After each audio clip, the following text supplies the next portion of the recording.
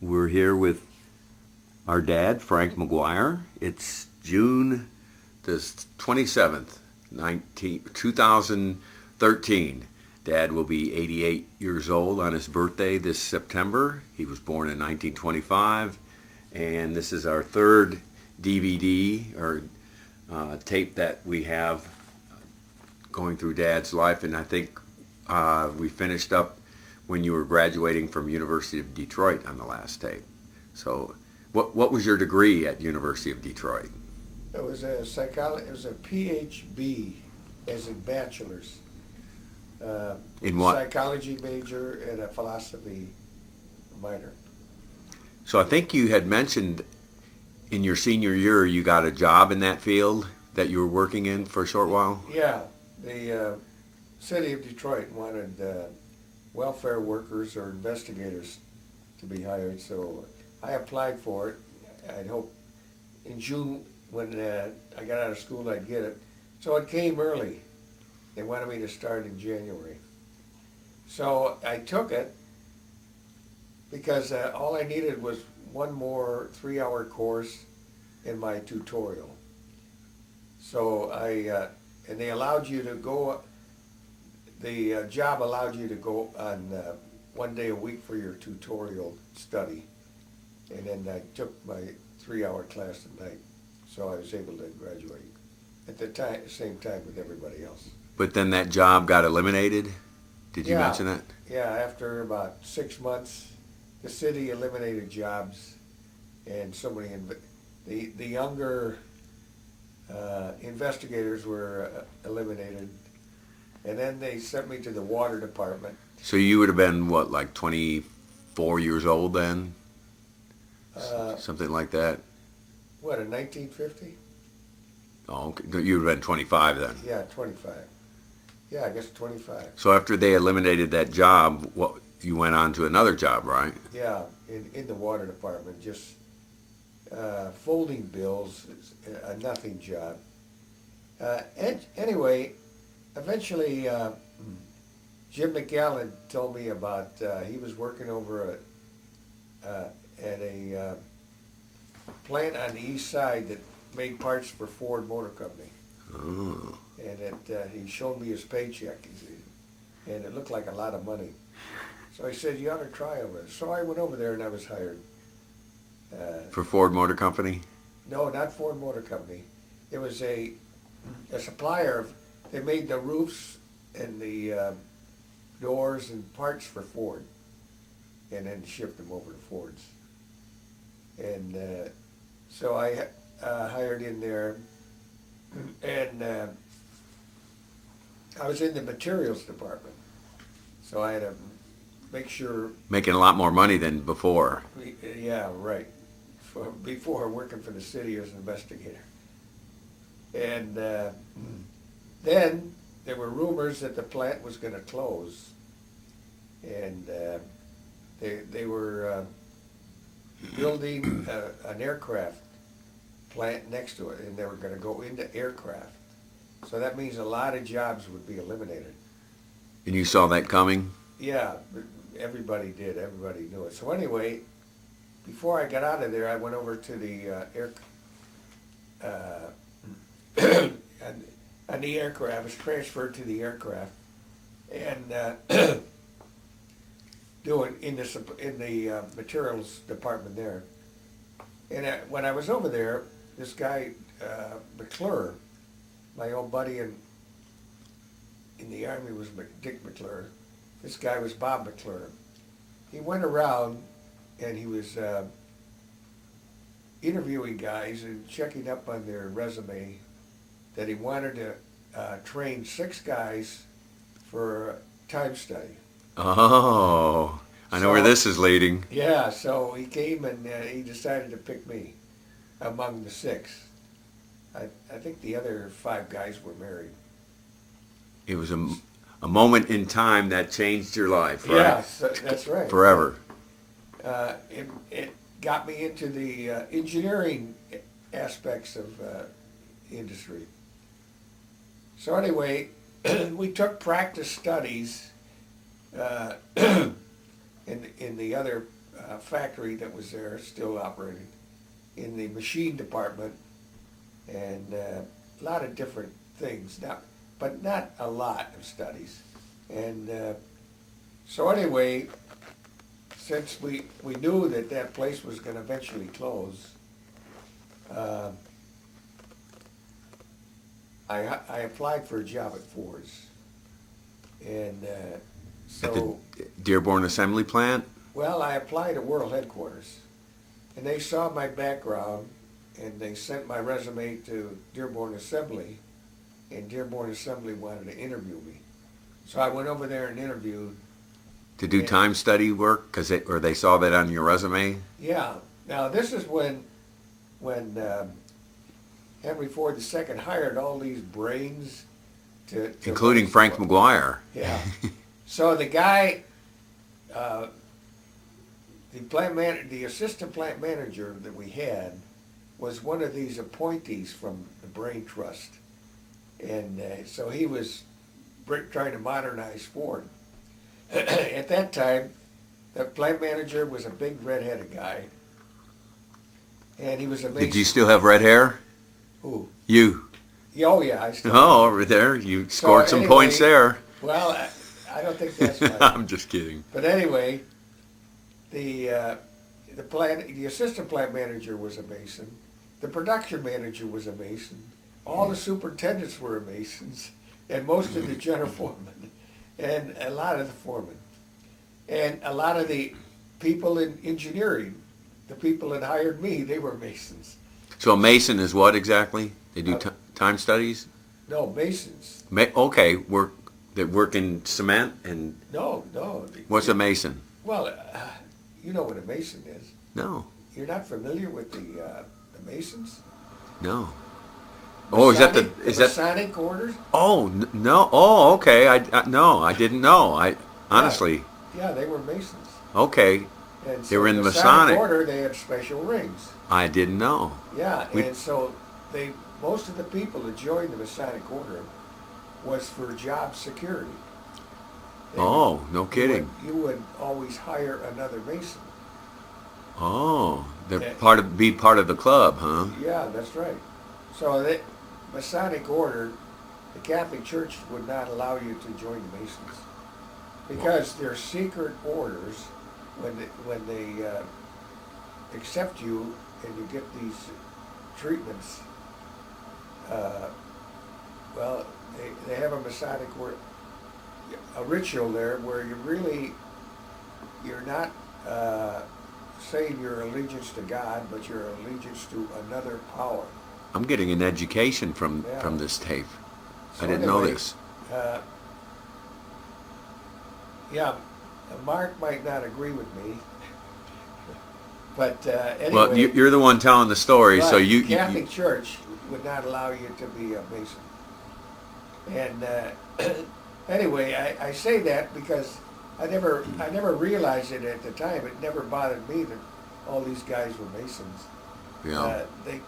I felt they treated me just like somebody else. Yeah. Well, you were doing it because it was a job. Yeah, and so, but that was they were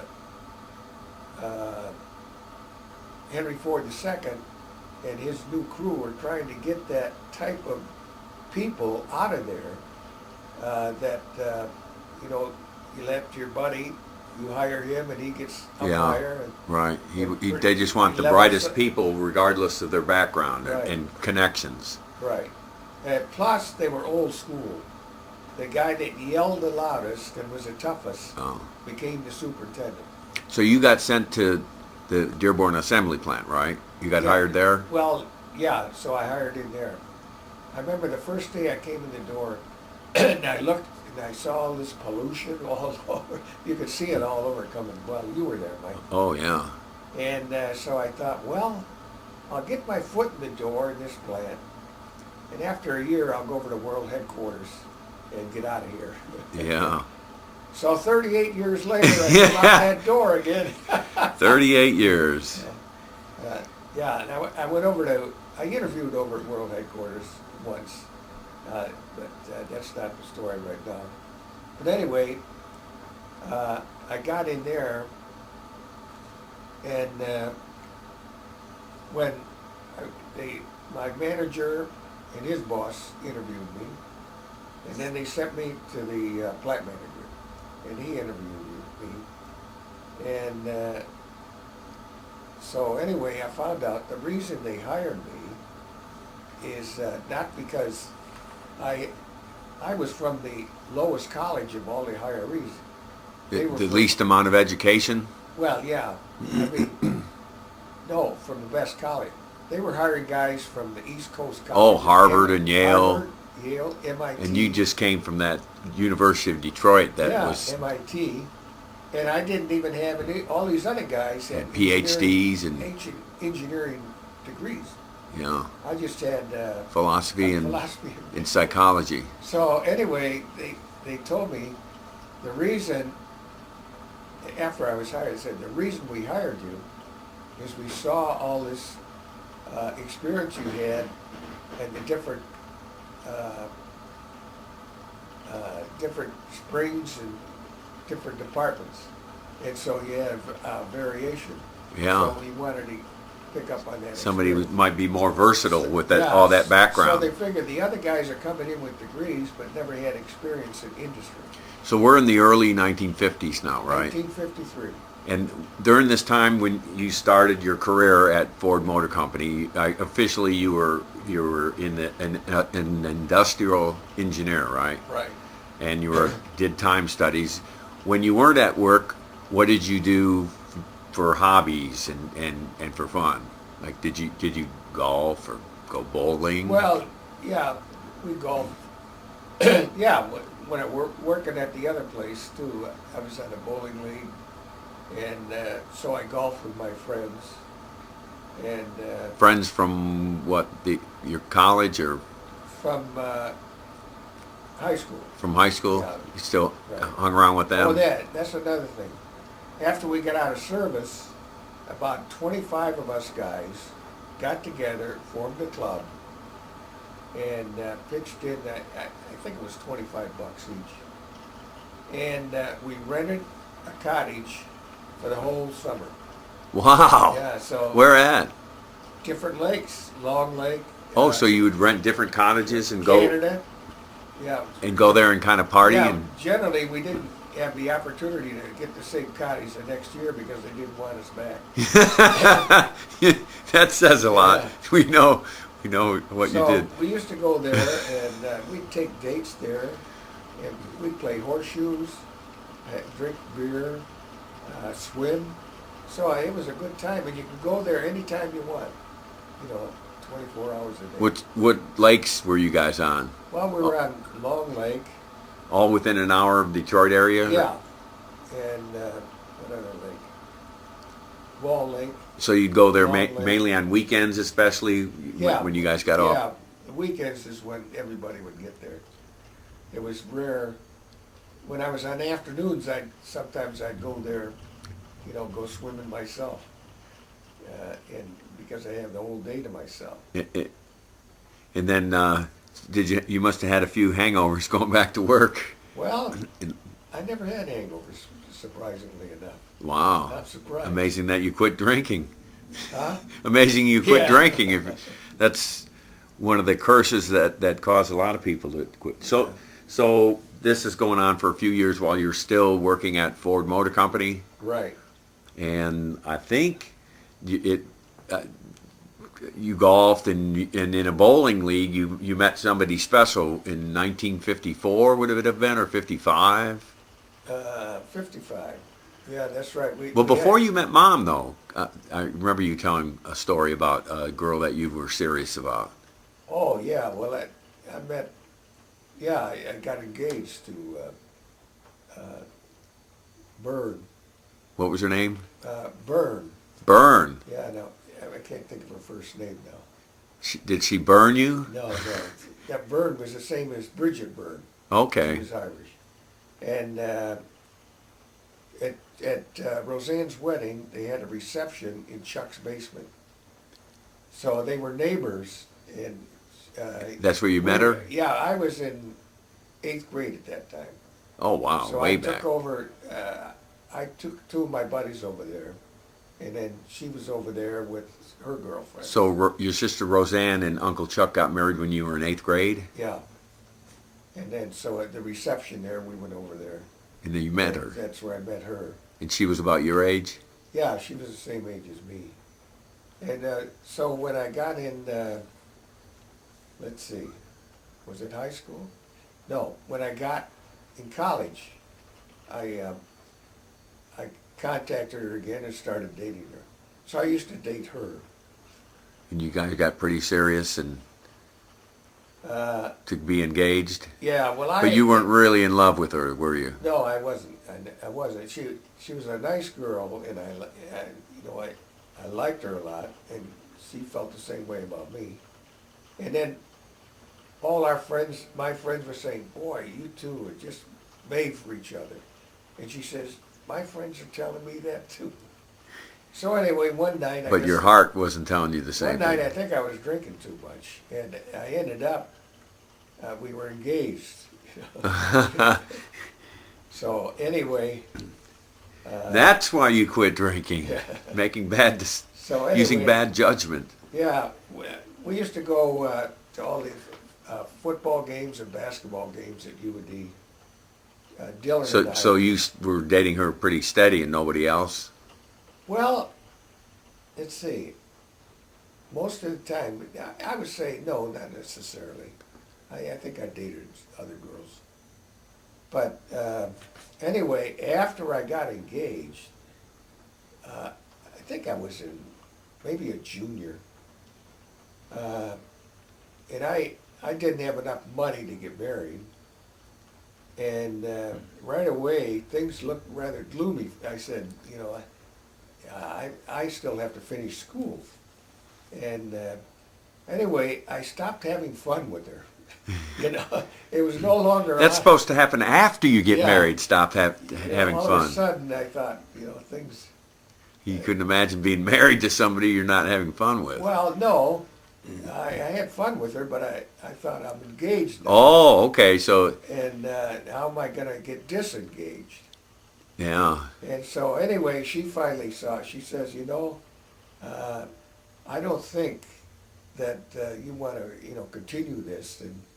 And I said, well...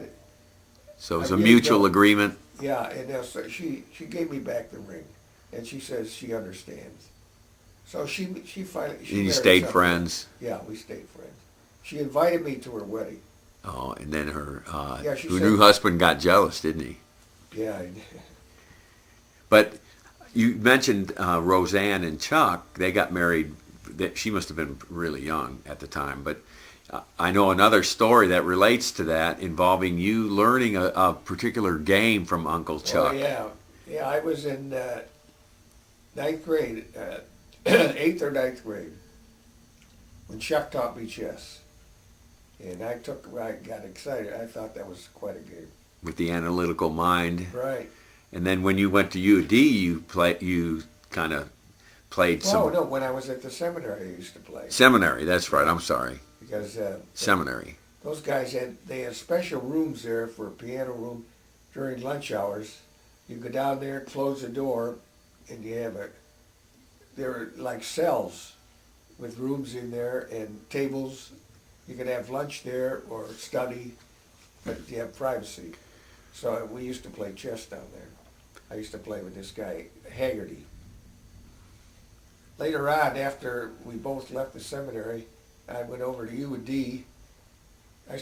And after the war, and Haggerty was over there. I used to see quite a few people that I knew from the post office and also from the seminary over at UD. Well, Uncle Chuck teaching you to play chess, you never would have imagined would have such a profound effect down the road. Oh, teaching you. Yeah. When I taught you to play chess, I never could see. Yeah, your oldest son. What happened out of that? No, nobody could have. That you would spread chess around like. Your oldest son in 1966 took a liking to chess when he was 10 years old, and remembers playing at the dining room table on Bingham Street, and then ended up, coaching 2,000 kids from 4 different schools, as starting with his sons and then grandkids in the city of Evansville's. So it's amazing the way that.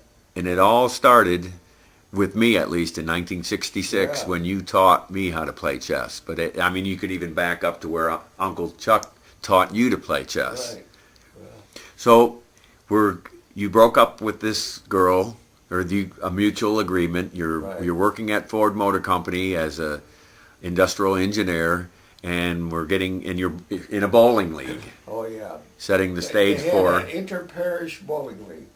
The parishes decided to have, they allowed the people to form this league and have special Mixed. clubs. And they could use a facility, the church facility, they could, and have parties there and meetings and dances. so that men and women could meet each other from Catholic. You could beat another Catholic.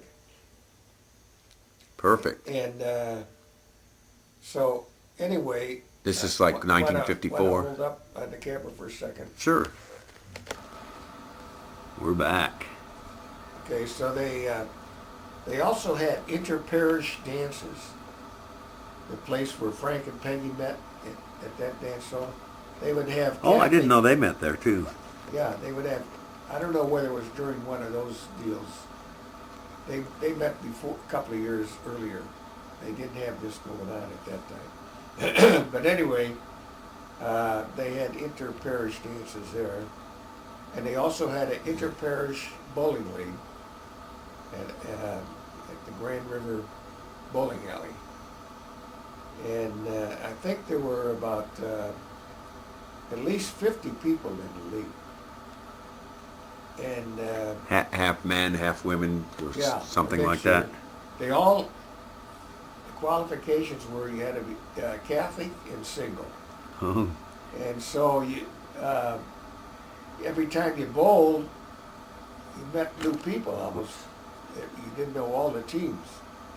So I think we were near the end of bowling some of the teams, and about a week before Christmas, and I bowled a team there where Julie was bowling. I thought, wow.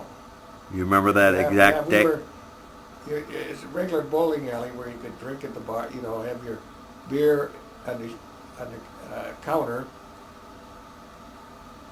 near the seats, while you were bowling, and go back to your beer. So everybody was happy during that time, and people were quite friendly.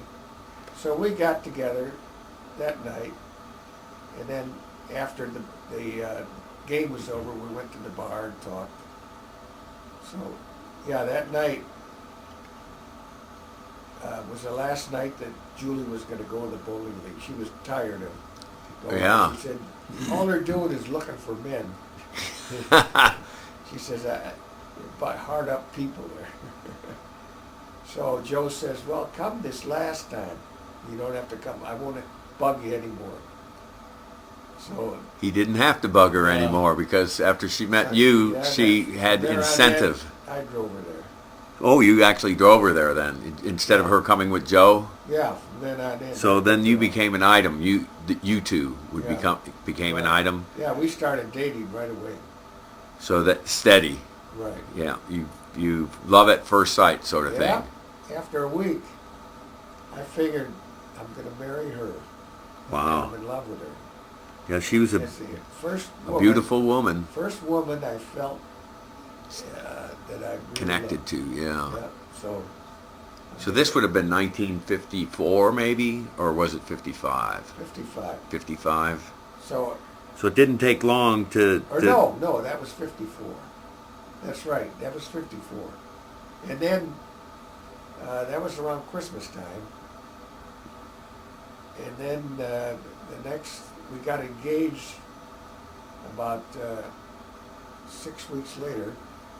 In January, Valentine's.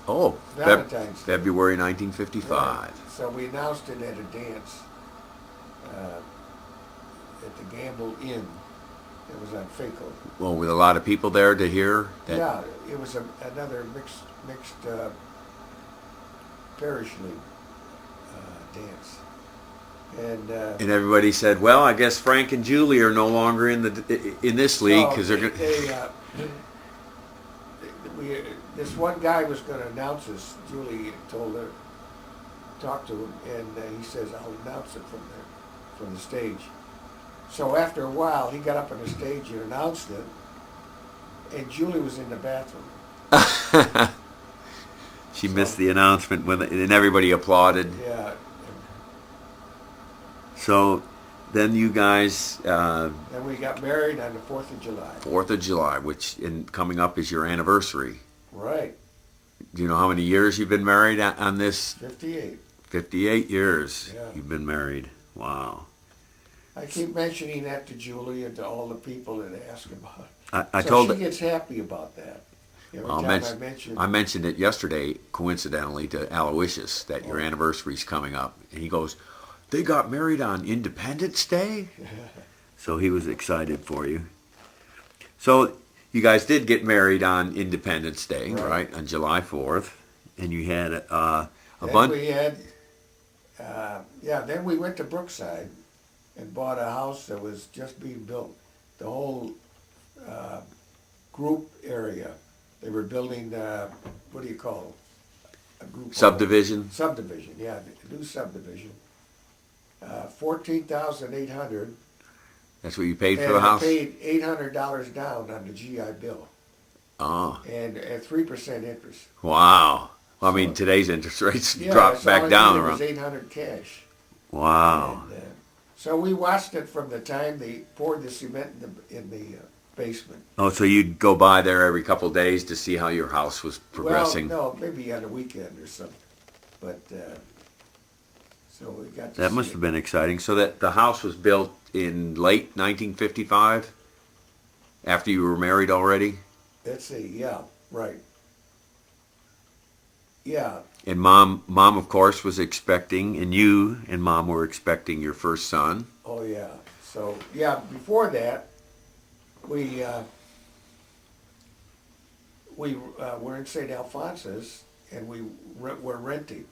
You know. Oh, really? In St. Alphonsus Parish? Yeah, we rented there. Oh, I never knew this. We got married. Do you remember where? Yeah, on Ruther. No kidding, on Ruther Street. Yeah, 6660. Oh, so that was 1, 2, 3 blocks down from Brigham? Yeah. Right? On the other side. More Circle, Hartwell, Ruther? Is that how it went? On the other side of Warren. Oh, okay. And toward Hemlock Park. Valenti was the landlord. So they had an upstairs little flat there with a 2 bedrooms and front room. So did you guys go to St. Alphonsus Church on Sundays? Church on Sunday there. This is news. Yeah. After all, I'm glad we're doing this interview. We're learning a lot. So when did you move in officially to your new house that was built? Let's see now, when the heck was it? It was before Mike was born? Oh yeah, it was actually, it was right near, before you were born. And we thought we should get in there before you were born and get settled. Yeah. But we didn't get in there fast enough. Oh. And so I had to take Julie and take her to my mother's house, which was a long drive then, all the way back to Southfield and between 7 and 8 Mile. Oh, wow. Yeah, that is a long drive. And so she'd stay there. We'd stay and they were crowded there. Why?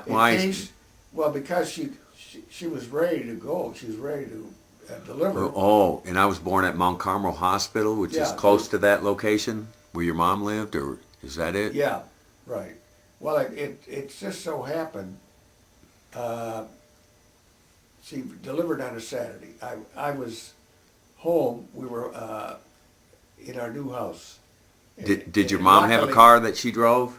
No. Oh, so she... Good thing you were there with your car, right? I had a heck of a time getting a telephone. they didn't have telephone, so I had to get one because they said we're going to wait for the other houses to be built. Oh, so yeah, telephone service wasn't available at your new house, so you Right. didn't want to be living there and have no telephone Yeah. in case there was an emergency or Right. or So- or when you went to work, Mom would be there by herself, right, during the week. Yeah. So she was staying with your mom, so that wouldn't happen. So anyway, I got, let's see, did I? Yeah, I finally called a telephone company and told them I needed it. And they said, well, we just can't do it. So I said, You didn't accept that. no. I said, I need it for my business besides that. He said, what business are you in? I said, I'm in the punch bowl rental business. Where did that come from? Well, when I was in college, when Mary got married, they had a reception in our house, so she had to rent silverware and everything in punch bowls, and I think they were only $3 to rent a punch bowl, and so I found out that went down where they rent them, and found out that you can buy them as cheap as rent them, and so. So there was a grain of truth in this? Yeah, so I bought 2 or 3 of them, and some silver cups that go with them, and I'd rent them out. I'd have an ad in the Wow, paper this while I is was in school. no And kidding. so they'd come to the house. I told them you had to come to the house and pick it up yourself, and then they'd take it, rent it for a weekend, and then bring it back to the home. And so. Anyway, the guy says, So you really "Punch were in bowl rental." He said, what the heck is that?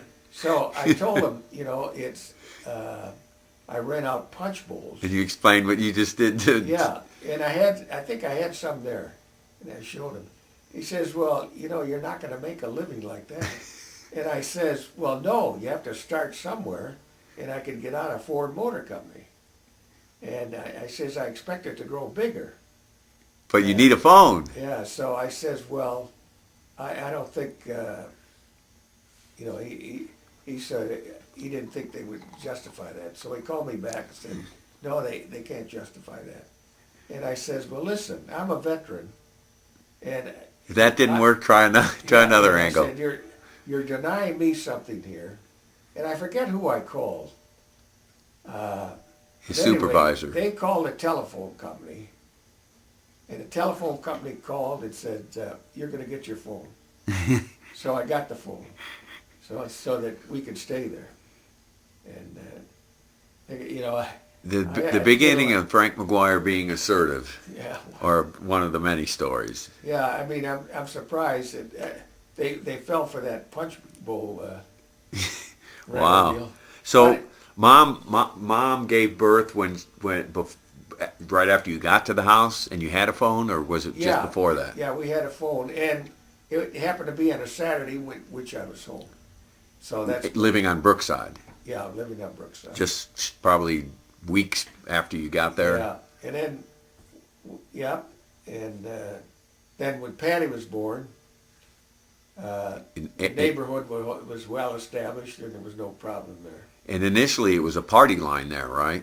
Yeah, you had party lines there. Everybody did. Yeah, because a private phone costs quite a bit more, where you had no party line. And I don't know if they had a lot of private phones. So Mike was born in February 1956, then Patty in April 1957, Right. and then Colleen came in April 1958, and then Mary Ann, and I'm maybe jumping ahead, in November of 1958. So what? 59. So how many? What was it like having a bunch of little kids at home for a dad that never experienced having a father growing up? Was there Well- pressure on you, or what? How did you feel emotionally? Well, you were the most problem. Yeah, Well, for years, I'm sure. Yeah, You had, what is this? colic. Colic, yeah. You were colicky, and you were crying all the time. And then when I got older, I made you and Mom cry. Go ahead. Sorry. so anyway, we take turns holding you, And I said, well, I thought you knew how to handle babies. You were there with your sisters. She says, well, I never handled any babies. I Yeah. said, I figured you'd have experience. And despite that, you had a whole bunch of other kids Yeah. immediately after that. But go ahead. I'm sorry. Yeah. So anyway, so it took a while for you to get over the colic. And then we went to the routine of shots and different Yeah. children's doctors. Immunizations and all that. Right. So after the first one is such a challenge, then the other ones not having colic must have seemed a piece of cake Right. Yeah. compared to that. Right. Well, the next three were girls, and they were much easier. Well, after having 3 girls in a row, did you think, gee, it'd be nice to even things up and have a couple of boys here? Right. Well, you did. I was real happy when I heard the boy and it's got red hair, just like me. Yeah, that was in 1962, right? Right. When Gary was born. Right. And of course, and that Gary was number 5, and by that time, the house, which when you moved in there you just had 1 baby. Now we're talking 5, and there was your master bedroom for you and Mom, and then 2 other bedrooms Which with we had bunk beds. and bunk beds. But Yeah. still, it's getting kind of crowded, and you're earning some pretty good money there. So, and still driving a rusted out station wagon, Yeah. probably. Let's see. So Anyway. when did you decide to move from that well, house? Yeah, we decided we can't stay here because there's no high school around. So that was and what parish was that in? Remember St. Albert the Great? St. Albert the Great. Yep. And the nearest parish was Sacred Heart, Wow, that's quite a distance. or there was one in Detroit, St. Mary's. That was a nice neighborhood back in those days. I think Joe Summers was around that parish. And then I never thought much of St. L's, but we wanted to get into Dearborn, where I worked. Oh, close by. Yeah, close by. And so we looked everywhere at Sacred Heart for a house, and we couldn't find one on the right side of Michigan Avenue. We didn't want to go on the other side, and you kids would have to cross Michigan to get to school. Yeah, back in those, because So we always walked to all school. the homes on that side of Michigan, on Sacred Heart side, were big ones, and they were taken. And you wanted it walking distance, Yeah, at so- least, a few blocks or more, a little bit more. Then we moved, and Well, how did looking- you find the house in the St. Alphonsus parish? Oh, well, we almost bought a house in Mom's parish, Which one what's that? around 6 Mile in Schaefer. Wow. Yeah. We Life would have been different. oh, yeah, big time. We would have had to get out of there So you started looking for a new house when much earlier. before Brian was born, probably in Yeah, 1965. because we didn't want to have you kids get friends and then lose them all and feel bad about them. Yeah. Just Well, I like- remember I was in 3rd grade, and then in 4th grade, I didn't have friends for a short while that Yeah. summer, which changed quickly. But I ended up doing a lot of reading that summer, not having any friends at the new house. Right. And we moved in, it must have been about June of 1965, I'll guess. Right? During the summer, Yes. that's while we it. were out of June- school June from of St. Albert, 65. and then we started the next school year in September of 1965 at St. Alphonsus. Mike was in 4th grade, Patty was in 3rd grade, Colleen was in 2nd, Marianne in 1st, and I guess Gary went to kindergarten. Did they have kindergarten at St. Alphonsus?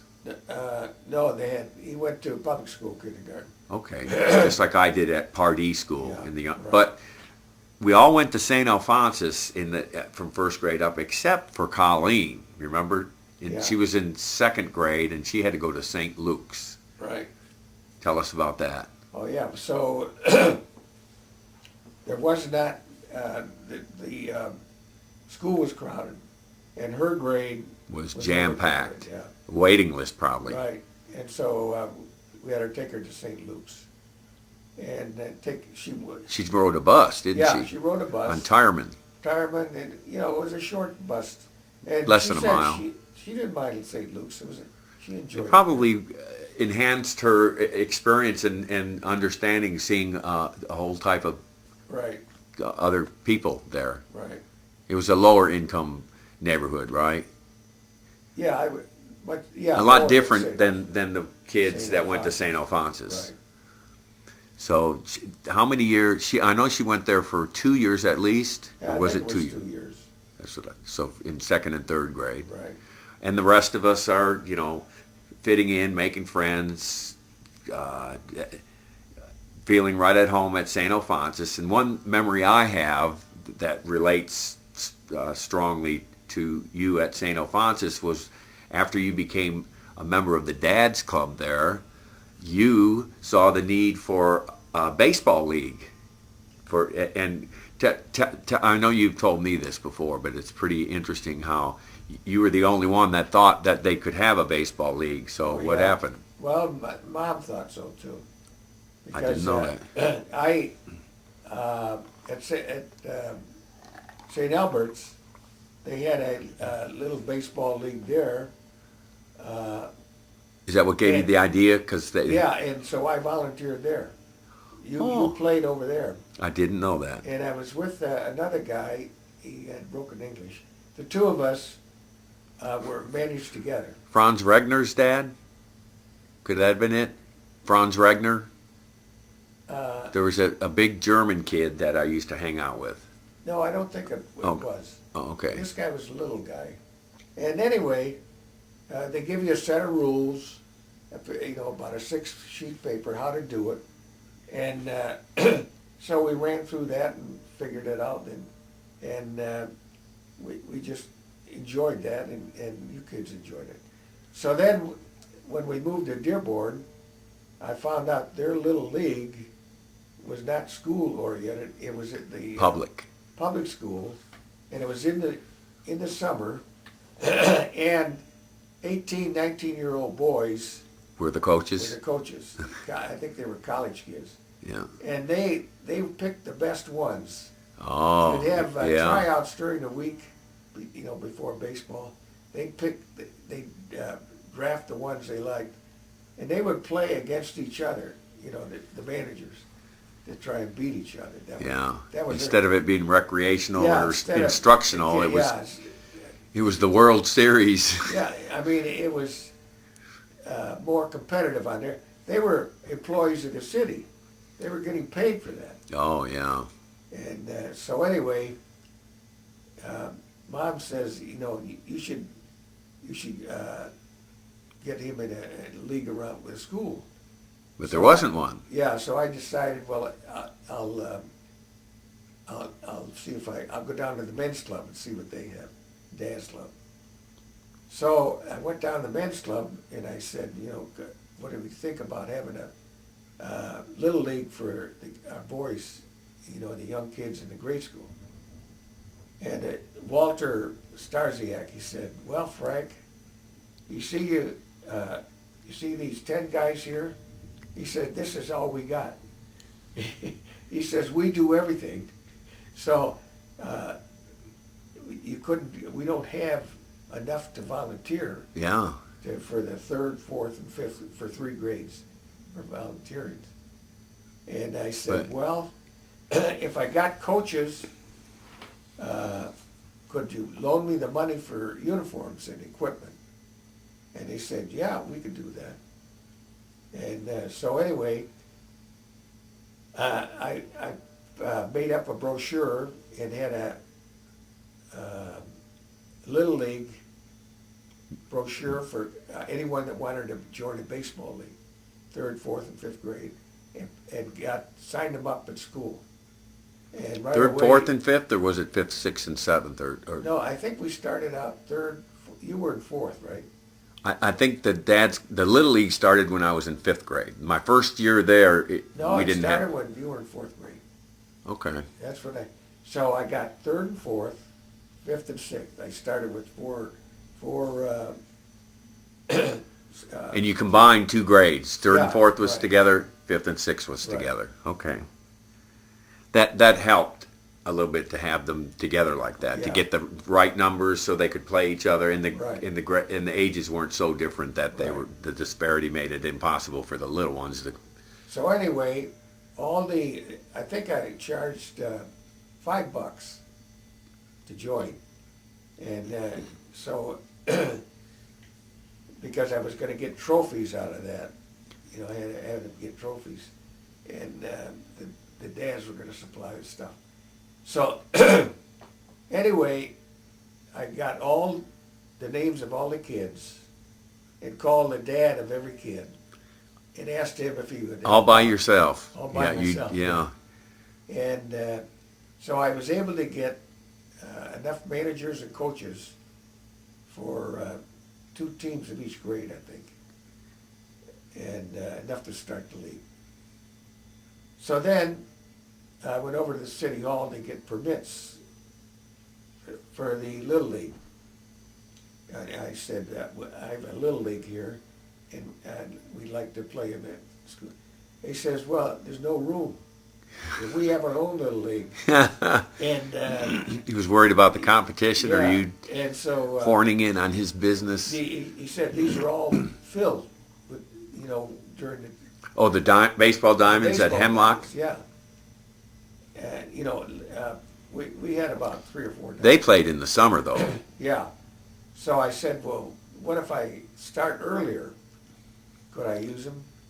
And they found a reason why I couldn't use Because them. they need them for practice, but no, the summer league or the city league didn't start until they were out of school. That's right. Yeah, So anyway, they didn't want you to. yeah, the guy in the sports department wouldn't hear of it. Didn't want it. Oh yeah. I think about that time, I was trying to stop the mayor from Orville Hubbard. Yeah, Orville Hubbard from cutting the park out over there on the east side. Oh, There weren't many parks there to begin with. So I got the kids. He was going to build a whole new subdivision there. There's a buffer on Tireman to keep the blacks out. and we know Orville Hubbard was very racist. Yeah, right. And so anyway, I passed out brochures about that, not to shut down the park that we are. I forget the name of it. It's not Hemlock. Oh, farther down. Yeah, Yeah. I'm trying to think. girls would remember Yeah, because we went there. it was the name of the street that was there too. Yeah. Right off of Tireman. Right. Okay. So I put the brochures out I'll think to of it. everybody, and I put them in the paper, and we even went picketing, or we went in the neighborhood with signs, and the priest, I went to the priest, and the Irish priest announced it on the pulpit. Really? Yeah. Wow. And so anyway, I think because of that, the guy who, Vondrack was ahead. I think he had something to do with the city. Yeah, he was one of Hubbard's main chiefs, head of a department. And so he knew the people in the sports department too. So Vondrack, that was embarrassing to him to embarrass Hubbard and all. Yeah. And so the sports department were against it. So anyway, I called up the mayor's office, and I said I wanted to try and get the Little League to use the baseball diamonds during the off-season time At Hemlock Park. at Hemlock Park. I said I'd like to have an appointment with the mayor. And so I got a call back from the head of the sports department. He says, come on over. He says, you'll get your diamonds. The mayor didn't even want to meet with me. He thought that, I don't think he knew who I was. because he was really upset with me, I'm sure. So anyway, the guy over there gave me all the diamonds, and I had no problem after that. So you had the managers, right? Right, and coaches. Right. And since you were the head guy, you ran it. I guess you got to pick first one to get to pick the name of your team. Do you remember what our team name was? The same as the Detroit team? Oh, the Tigers. Yeah, we were the that Tigers. First year, yeah. We were the Tigers. Yeah. Anyway, I went to the men's club the next month, and I said, well, I got a little league going. I got all the coaches and all the managers. I says, all I need now is the uniforms and the baseballs and equipment. So they said, okay. And they paid for that. And I says, I'll pay you back. I said, I'll run this free movie. I'll have free movies because the library has these free films that you can use, 16 millimeters, and they're movies. And I said, I'll charge 25 cents and show them to the kids over at St. Alphonsus Gym. So on Saturdays, I would go over there and charge 25 cents, and I'd get a full And you ran house. the projector yourself? No, Smith ran it. The Smith boy. No kidding. Was a couple of years ahead. Oh, John Smith John or Jim Smith. Smith? Huh? Probably John. It's the oldest one? The oldest one, yeah. Yeah. it was John No, Smith. I never knew that. Yeah. Wow. It was a small world, eh? Yeah. The Smiths moved over there. I remember, yeah. I remember And, when Dave showed up. So anyway, I get 25 cents, and I give half to the missions and half to the men's club. Just to elaborate on the Smiths, they lived 3 doors down from us at Brookside. Right. In fact, yeah, next to us in that direction were the Clarks, Yeah. right? Bud and what was her name? They were next door to us. Right, next to Yeah, us. Right. And then next to them were Olsen. Olsons, and then the Smiths, Smiths, right? yeah. And across the street from them were the Sanglers, Sanglers, yeah. and they had a above ground pool Yeah. that we swam in sometimes. And that wasn't Ricky Sangler, one of Yeah. their sons. Right. And then on the other side, on Brookside, we had the Parcels. Oh, yeah, yeah. Parcels. He was a mechanic. Yeah. Sam Parcel, and Amy Parcel, Yeah. Patty hung out with her, and then next to them, I don't remember, the Kanegas were on that side. I don't know if they were next to the Parcels though, but I hung out with Jeff Yeah. Kanega, and he had an older brother. Yeah, Sam would always fix my cars for me. And Sam worked at a place at Ford's where he'd take home the tools to work on the big shots cars. Oh, so he would get to he'd go use out their equipment. Yeah, he'd put them in his trunk, and going out the door, I'd say, "You got anything?" And he would wave, "Yeah." Oh, and then he'd work on the side with their tools and make money for at home doing that? Well, yeah, that's right. He had drills and a lot of stuff. There were Ford Motor Companies. Wow, you couldn't And do that so, nowadays. Anyway, I almost got fired because of that. One time, Sam was fixing my car, and I He said, needed a tool? I got to have it for the morning to get to work. Oh, and you left the And tool so in there? he says, I can't. He says, I'll finish in the morning. He says, I got 2 cars. You could use one of mine. I said, okay. And So those tools were I in used it. his car to get to work, and I thought, oh, gee, no pass, and I saw it.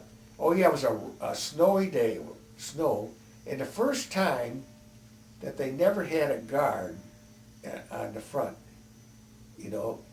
Otherwise, I would. He would have recognized you, right? No, without a pass, I would have had to park in the hourly Guest- parking lot. Oh, okay. I would have had to walk all the way in there.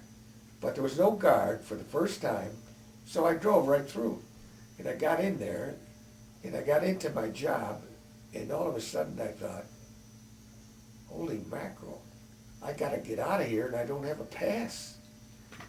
And Well, they would I thought, recognize you, right? And you could explain Well, yeah, and I thought, Sam carries tools in his trunk, and I looked, Oh, and there's about 4 different drills and 4 Motor Company tools. I from thought, holy mackerel. from If the I building that you worked in, or Yeah, from, you had. so if Oh, I wow. get caught with them, I'll get fired. So I thought, for lunchtime, you can go out on our gate, and they seldom ever stop you, because everybody's going out at lunch and going back and forth. So I thought, well, I'll go out that, but I need a pass. So I looked in the car lot and waited and found the door of Guy's car open. So I got his pass, put it on my visor, and I got to the door, and I just hoped that he didn't stop me. So he didn't, and I went back to Sam's place. And I think I had a guy that worked for me pick me up. Wow. And You dodged another bullet once yeah. again. Or no, I think Sam might have had my car done by then. But anyway, I got back there and put the guy's pass back in his visor. And he never noticed. And he never knew. No, nobody knew. Yeah, so I would have been fired for sure, because I'd only been working there a couple of years. Wow. Well, that was work. They fire you. Nobody's got pull to stop you. They fire you Yeah. Yeah, that's. for anything you steal, much less big stuff. Yeah. Wow. Wow. You were loaded. You were loaded with big And stuff. Sam Well, how does Sam get away with it? Well, they're liberal where he was at. Okay. There's only a few mechanics, and mostly all brass. So they tell the guy, Oh, okay. So it was kind They of. know- They look they the know other the way, guy- and they know he's doing it. yeah, they know he's taking his stuff home, and they But tell he- him, make sure you bring it back. Okay, so they trust him. Yeah, they trust him. They know he's not And- taking and stuff and he selling it. didn't- Yeah, he didn't steal it. I mean, I think he brought it back. Wow, that was worth backing up a couple of years to get that story Yeah. from Brookside. So there's just 3 minutes left on the tape, and I need to go see Mom. So let's jump back ahead to the Dad's Club Baseball League, Oh, yeah, right. where we were talking about you arranged to get Hemlock Park. Oh, yeah. And you Hemlock. got the equipment, and you got the managers, and then you were raising money with showing movies, Right. charging a quarter Right. to get the money to buy the equipment. So you were the equipment manager. You were doing everything. Yeah, and then after, I'd tell the guy, I'm going to the men's club tonight. Once a month we meet. So the managers would come with me. So you got new recruits for the men's club. Yeah, and so the men's club built up to about 30 people every meeting instead of 9 or 10. Just because of their involvement Yeah, in the because of baseball baseball. league. Wow. So they wanted to make me a recruit special. Recruiter. Yeah, I to, said, to because of you all, we're getting all these new guys. Yeah, let's sign him up in that position. He can do it all the The time. men's club money treasury went way up. got more All because of Frank Maguire. Yeah, because of all the managers. And Wow. these people like getting involved in the men's club. Absolutely. Yes. It was a win-win situation Right, for and all we got around. to know each other. And for the kids, Yeah, and I got to know a lot of other people. well, So that went on for. I remember when we had the cleanup parade. Parade. Sure. When they walked down. I was in 8th grade then, I think, when we did that. Well, I think no. It might have been 7th. This was an earlier time. Maybe it was the younger kids anyway. I went by to watch him, and forget who was with me. I think Julie was with me. And anyway, this one grade went by. They went by. Hi, Mr. Maguire. Yeah. Everybody seemed to know me there. That's how it is when I made go me to. feel good. That is a good feeling. When I go to Oak Hill, GG School, I'm the chess coach, Yeah. and I go in there and when the kids go down the hall and they see me, it's hi, Mr. Maguire, or at Scott's school. Yeah. It's kind of neat. So I guess I learned being a parent, getting involved in the school from you too. Well, I guess took so. after you. Right. Well, we'll stop here. Okay. Yeah, it's getting late.